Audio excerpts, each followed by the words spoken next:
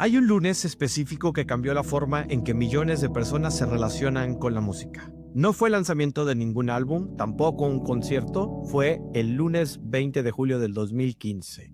Ese día, Spotify activó Discovery Weekly para todos sus usuarios. Por primera vez en la historia, una plataforma le dijo a 75 millones de personas: nosotros sabemos mejor que tú qué deberías escuchar hoy. Mike, ¿exactamente qué pasó ese día? Spotify mandó una playlist personalizada, 30 canciones a cada usuario, y cada una de estas era diferente. Y en los primeros 10 meses, las playlists recibieron 5,000 millones de reproducciones. 5,000 millones de reproducciones para una playlist que nadie pidió. Hoy, en Zero Friction Labs, vamos a hablar de cómo una startup sueca que nació para salvar la música terminó construyendo algo mucho más poderoso. Bienvenidos a Zero Friction Labs.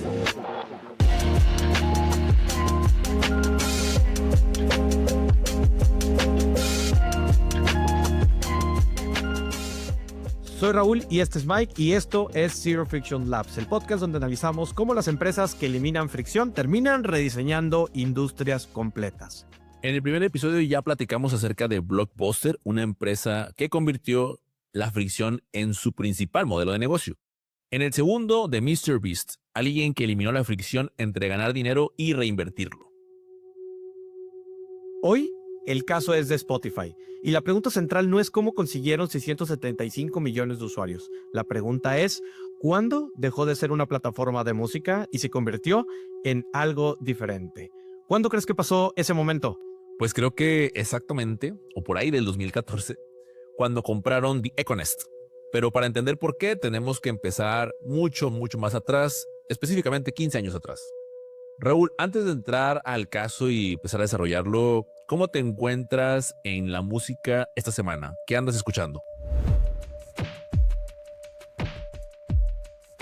Mira, honestamente, escucho, y ya no soy usuario de Spotify, aunque vamos a hablar de Spotify, me cambié ya hace tiempo a YouTube Music y creo que, al menos en mi caso en particular, fue debido a la complejidad a la que llegó la plataforma de Spotify. Hubo un punto donde ya las recomendaciones que me hacía o la cantidad y sinfín de playlists que me recomendaba, la verdad es que era muy abrumante y sinceramente yo soy un usuario que crea sus propias playlists o que busca como las nuevas tendencias de música y demás y ya Spotify como que sentí que no me lo estaba dando y hoy en día sinceramente escucho mucha música que me topo en las redes sociales, principalmente en TikTok, que creo que ha sido uno de los vehículos principales hoy en día para descubrir música. Recordamos el caso de Macario Martínez con su canción que fue un hitazo y que a partir de ahí otros artistas que la verdad es que me he topado han sido descubrimientos gracias a TikTok. Pero si regresamos a cuando escuchaba música en Spotify, la verdad es que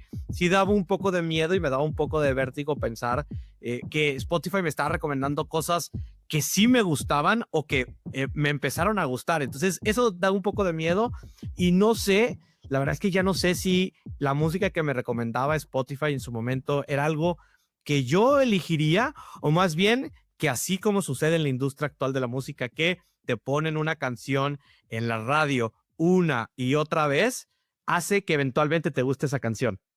Bueno, pues esa es exactamente la tesis de nuestro episodio.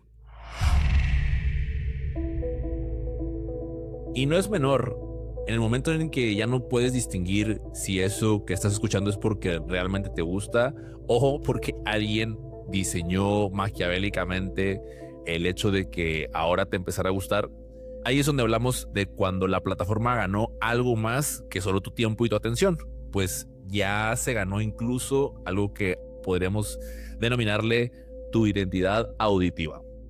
Creo que todos tenemos una cierta identidad, aunque a nivel social terminamos escuchando muchas veces y por ciclos y por generaciones las mismas canciones una y otra vez. Esto suena mucho, pero a la vez no es solo conveniencia.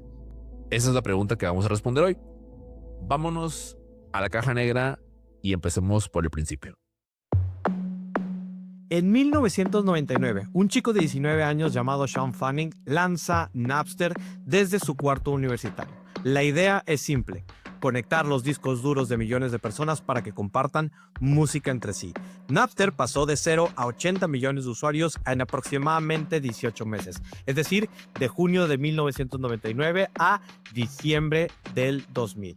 Esto no es un tema de adopción, es realmente un escalamiento y adquisición de usuarios. La gente quería exactamente lo que Napster está ofreciendo: acceso a toda la música del mundo sin fricción. Evidentemente, cuando llega Napster, la industria musical, la industria de los sellos discográficos, pues se sienten amenazadas. ¿Qué hizo la industria frente a eso? Pues a lo Nintendo, inmediatamente lanzar demandas.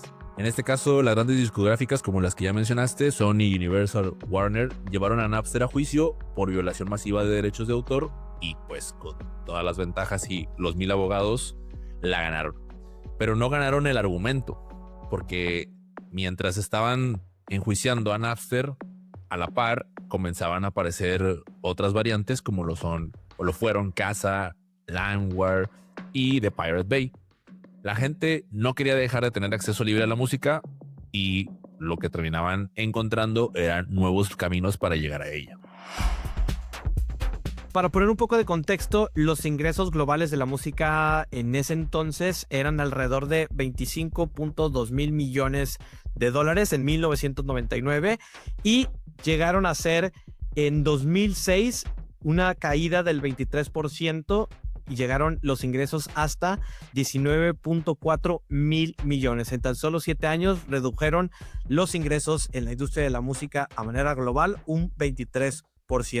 Esto nos habla de que el modelo de negocio basado en vender discos físicos estaba roto y nadie sabía cómo repararlo. Ese es el contexto en donde aparece Daniel Ek en Estocolmo en el año 2006. Daniel Ek es un programador de 23 años que ya era millonario. Había vendido su empresa de marketing digital por 1.25 millones de dólares y que, según sus palabras, estaba completamente deprimido. ¿Cómo es que alguien que es millonario, que ha tenido aparentemente lo que muchos emprendedores buscan, que es la venta de su compañía y tener este dinero a tan corta edad, puede estar deprimido? Pues como los famosos problemas de millonarios. Incluso él mismo lo contó para el New Yorker en el 2014. Se compró un Ferrari, se compró un departamento de lujo y al final se dio cuenta de que el dinero sin propósito pues es dinero vacío, según su experiencia. Habría que experimentarlo uno para saber a qué se refiere exactamente Daniel Ek con esto. Y lo único que lo sacó de ese estado fue redescubrir un viejo amor, es decir, encontrarse con Napster, la plataforma que la industria musical acababa de destruir. Daniel Ek declaró que Napster tenía una experiencia de usuario extraordinaria y se llegó a preguntar, ¿será que se puede construir un negocio con esta misma fluidez pero que sea legal? Eso en este momento parece muy obvio, pero en el 2006 era una apuesta casi suicida. Convencer a las mismas discográficas que acababan de ganar un juicio billonario contra Napster para que cedieran sus catálogos a una startup sueca con una idea no probada, la realidad es que era una apuesta a ciegas. Ek y su socio Martin Lorentzon pasaron 2.5 años, 2 años y medio, entre el 2006 a 2008, negociando licencias con los sellos discográficos antes de sus lanzamientos, invirtiendo su propio dinero. 2 años y medio de negociaciones sin haber lanzado ningún producto, sin tener ningún usuario y, lo más triste, sin tener un solo ingreso. Y al final terminaron convenciéndolos con una idea simple. Les hicieron la pregunta, ¿qué prefieren? ¿Que la gente les pague centavos legalmente o que siga pirateando completamente gratis? Y fue hasta el 2008 que oficialmente lanzaron Spotify en Europa. Y como cualquier lanzamiento, sucedió algo inesperado. Mike, ¿qué fue eso inesperado que sucedió con Spotify y su lanzamiento? Pues se dieron cuenta que escuchar música de forma legal se sentía con la misma fluidez o incluso hasta más que haciéndolo a través de la piratería. Al final, las personas podían llegar a su música de manera instantánea, sin tener que descargarla, sin virus, en alta calidad. Y lo más impresionante es que era de manera gratuita en su versión básica.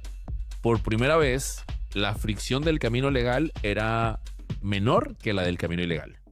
De ahí nos tenemos que ir hasta el 2011, que es cuando Spotify y Daniel Ek y su socio buscaron expandir su plataforma en otros mercados. Y definitivamente uno de los mercados principales de la música, o al menos de la industria del entretenimiento, es Estados Unidos.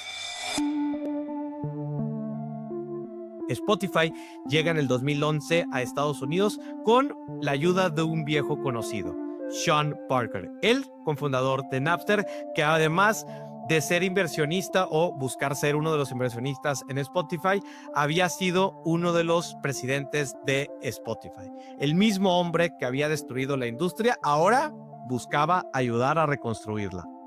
Parker terminó escribiéndole literalmente una carta de amor a Daniel Ek en 2009, en donde le decía que Spotify había superado a Napster en todo, desde su interfaz hasta la calidad y el diseño con el que este estaba construido. Y por esta razón decidió conectar a Daniel Ek directamente con Mark Zuckerberg. La integración con Facebook en 2011 fue explosiva. De repente podías ver lo que escuchaban tus amigos en tiempo real. Spotify terminó por convertirse en una experiencia social. Para el 2014, Spotify tenía más de 40 millones de usuarios activos mensuales y ya cotizaba en diferentes mercados privados con valuaciones de varios miles de millones. Pero había un problema que nadie hablaba en voz alta. ¿Cuál era ese problema, Mike? Pues el problema era directamente la competencia. Spotify, Apple Music, Deezer y Google Music tenían exactamente el mismo catálogo que ofrecerle a los usuarios que estábamos buscando cada vez más y más música. Las mismas 40 millones de canciones, el mismo precio, los mismos artistas, y aquí es donde viene la pregunta: si todos tienen lo mismo, ¿cómo es que alguien le gana al otro? Con esta pregunta empezó a cambiar todo. Y la respuesta que encontró en ese momento Spotify fue: me parece que no va a ganar quien tiene más música, sino va a ganar quien conozca mejor a sus usuarios. Y en marzo de 2014 adquieren The Economist, una empresa surgida del MIT Media Lab que llevaba años haciendo algo muy específico: enseñarle a las máquinas a entender la música. The Economist es una compañía fundada en 2005 como escisión del MIT Media Lab. Había indexado atributos musicales de 30 millones de canciones cuando Spotify la adquirió en 2014. ¿Pero qué significa esto? Hoy en día hablamos de Machine Learning, modelos de aprendizaje, modelos de LLM y vemos todas estas inteligencias artificial, pero en el 2005 no era algo tan popular y algo de lo que existiera y que las compañías estaban buscando entender. Entonces, si nos fuéramos un poco de contexto, ¿qué significa entender o qué significa enseñarle a las máquinas a entender sobre música? Algorítmicamente hablando, en este caso lo que empezaron a enseñarle las máquinas o a las máquinas fue a entender cada canción con atributos precisos. Es decir, las máquinas empezaron a comprender qué tempo tenía la canción, cuánta energía tenían, qué tan bailable eran, cuál era su valencia emocional, e incluso empezaron a comprender la acusticidad que tenía cada canción. Después comenzaron a cruzar esos atributos con los patrones de escucha de millones de usuarios que estaban usando la plataforma, y con esto empezaron a predecir qué canción es la que ibas a buscar poner, reproducir inmediatamente después de que terminara la que estabas escuchando. Eso no es una recomendación, eso es modelado de comportamiento. Exacto. Y un año después, en julio del 2015, lo convirtieron en producto Discover Weekly. Discovery Weekly. Cada lunes 30 canciones que nunca has escuchado, pero que aparentemente te van a gustar. Personalizadas para ti, diferentes para cada uno de los 75 millones de usuarios que tenía Spotify en ese momento. ¿Cómo funciona exactamente el algoritmo? Bueno, este algoritmo tiene 3 capas combinadas. La primera es un filtrado colaborativo en donde tú y otras 50,000 personas que tienen los hábitos de escucha similares ya escucharon una canción que tú no conoces y por ende el sistema empieza a mostrártela a ti en esta playlist. La segunda es el análisis de contenido de audio, es decir, la herencia que obtuvieron de Economist. La máquina literalmente escucha toda la canción y extrae sus características acústicas, de bailabilidad, de las emociones que provocan, etc. y con esto puede identificar que una canción tiene alta danceabilidad y energía media, aunque nadie la haya escuchado antes. La tercera, el procesamiento del lenguaje natural. Los algoritmos rastrean qué dice Internet sobre tus artistas, es decir, buscan y empiezan a leer reseñas, foros, blogs, y con esto comienzan a construir mapas culturales de qué relación tienen unos artistas con otros. Uno de los datos bien interesantes es que el mapa musical de Spotify tiene más de 6,200 microgéneros, clasificados, cruzados y actualizados en tiempo real. Es decir, no solamente el rock, pop, baladas, gospel, etcétera, sino 6,200 microgéneros de distintos artistas, de distintas canciones que existían en su catálogo. Y aquí es donde se complica la historia, porque lo que Spotify construyó no solo se trata de un sistema de recomendaciones, es un sistema de formación de gustos. Y para entender un poco, Mike, ¿cuál es esta diferencia? Un sistema de recomendación te da aquello que ya te gusta, pero un sistema de formación de gustos comienza a tomar decisiones respecto a qué es eso que te va a empezar a gustar. Y por supuesto, cuando tienes 675 millones de personas entrenando el mismo modelo, la plataforma tiene mucho más poder sobre la cultura musical que cualquier sello discográfico en la historia. Y eso es en lo que Spotify se convirtió. La pregunta que aquí surge es, ¿a costa de qué? Mike, tengo que suponer que Spotify de alguna manera salvó a la industria musical, literalmente. Si recordamos que la industria musical en sus ingresos globales en el 2024 se encontraban en 29.6 mil millones de dólares, es decir, gracias a Spotify llegaron a un nuevo nivel histórico máximo. El streaming, solamente el streaming, representa el 67% del total de esos ingresos. Si recordamos, en 1999 la industria valía 25 mil millones de dólares. La piratería evidentemente la destruyó, por lo que llegar ahora en este año, en el 2024, casi a los 30 mil millones de dólares, pues todo esto fue gracias a Spotify. Esto es algo que no se puede ignorar, que la industria, que los artistas, que al final deberían estar agradecidos. Sí, deberían en parte, pero, o sea, conforme a la historia que hemos venido contando, pero hay que hacer una pregunta que puede resultar incómoda para más de uno, y es, ¿a quién realmente benefició este crecimiento? Pues a los artistas, me imagino, ¿no? Además de los inversionistas y sus mismos fundadores, que supongo que gracias a ellos han de tener muy buenos salarios. Bueno, pues si hablamos de los artistas, y esto lo podemos ver incluso hasta algunos de ellos hablando abiertamente en algunos podcasts, no es realmente a ellos a quienes haya llegado sus beneficios. Y para esto, compartiendo un dato, Spotify paga aproximadamente entre $0.003 y $0.005 por stream. Y si consideramos que para ganar el salario mínimo mensual en los Estados Unidos, que ronda entre los $1,200, y hacemos las matemáticas, un artista necesita entre 240,000 y 400,000 reproducciones al mes para poder llegar a ese número. Y eso es poco, considerando que, pues a ver, no todos los artistas tienen estas reproducciones.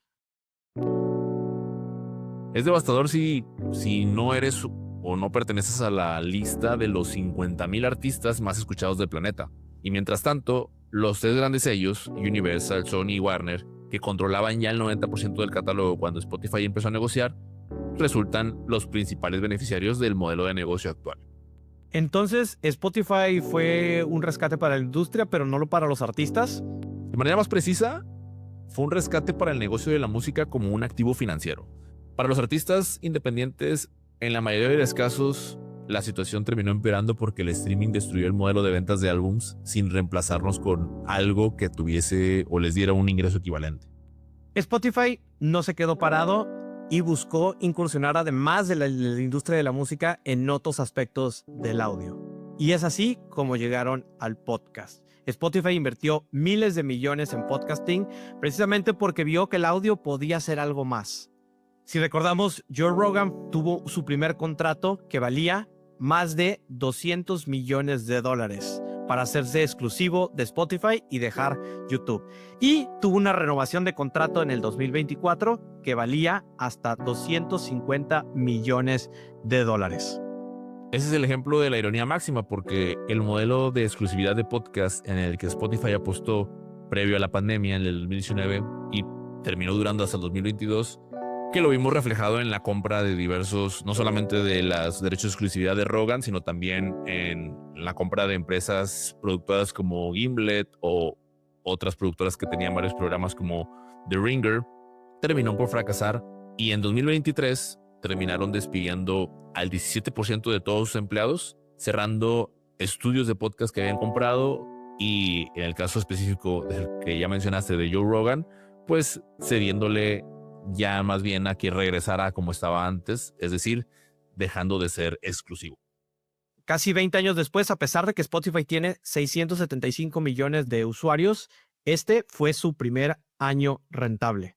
Efectivamente, este año terminó siendo rentable, pero la apuesta de ser el Netflix del podcast, como lo estaban intentando, es en donde fracasaron. Y esto nos revela algo interesante sobre dónde está el verdadero valor, que no es directamente en el contenido exclusivo, sino en el algoritmo, en los datos y en el sistema de descubrimiento que tiene ya más de 10 años aprendiendo quién eres y qué es lo que quieres escuchar. Así que el negocio real de Spotify no es la música. No, el negocio real de Spotify son los datos de comportamiento auditivo de 675 millones de usuarios. La música y los podcasts son el pretexto para poder recolectarlos todos. Eso conecta con el episodio número 1. Blockbuster vendía películas, Netflix vendía tiempo y datos. Spotify dice que vende música, pero la realidad es que vende comportamiento. Y el patrón se repite. Y la lección para cualquiera que está construyendo un negocio aquí es: ¿qué producto crees que vendes versus cuál es el producto real que estás vendiendo?